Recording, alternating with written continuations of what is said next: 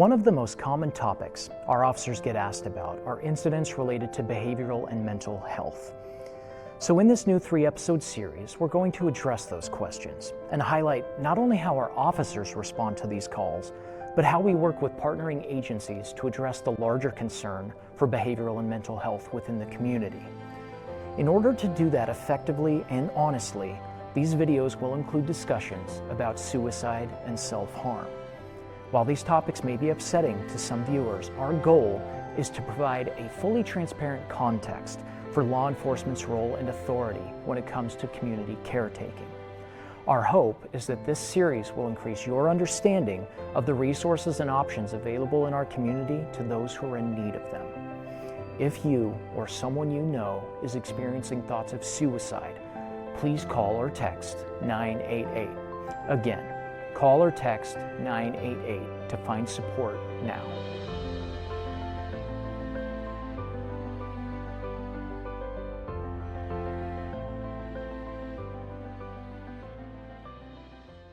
There are several ways through which an officer may come into contact with someone who is having a mental or behavioral health crisis. Sometimes this is a request from a friend or family member for an officer to check someone's welfare. This could be because their loved one hasn't been heard from in a while, or a general concern that their emotional well-being or normal patterns of behavior seem different than usual. Many times, these calls involve someone who's having general emotional distress, and they can be easily resolved. But other times, it involves someone who may be in an altered mental state due to substance use or an existing mental health diagnosis like schizophrenia or post-traumatic stress disorder. Just because someone may be acting erratically due to one of these factors does not mean officers have the authority to force them to get help or further treatment based solely on this.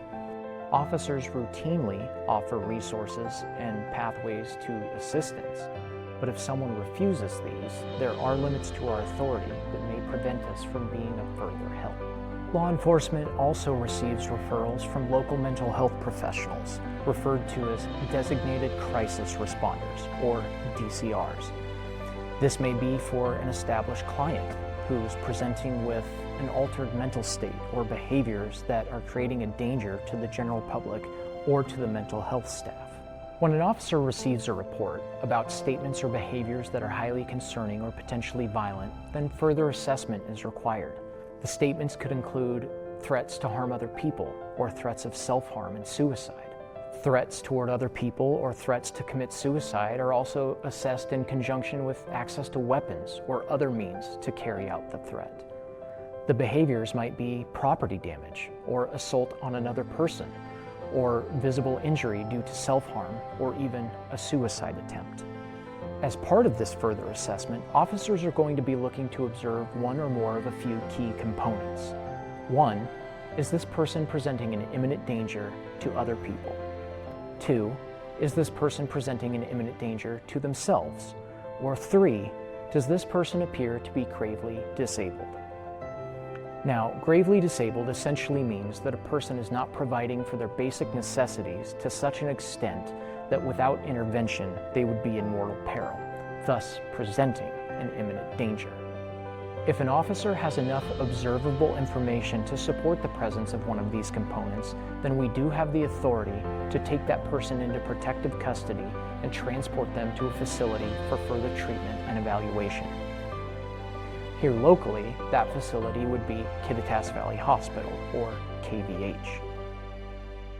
All of this information is laid out in RCW 71-05-153, along with the governing authority that allows us to carry out this duty.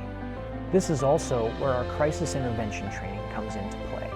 Because officers receive extensive annual training in both crisis intervention and de-escalation techniques, this helps us resolve many of these incidents very peacefully.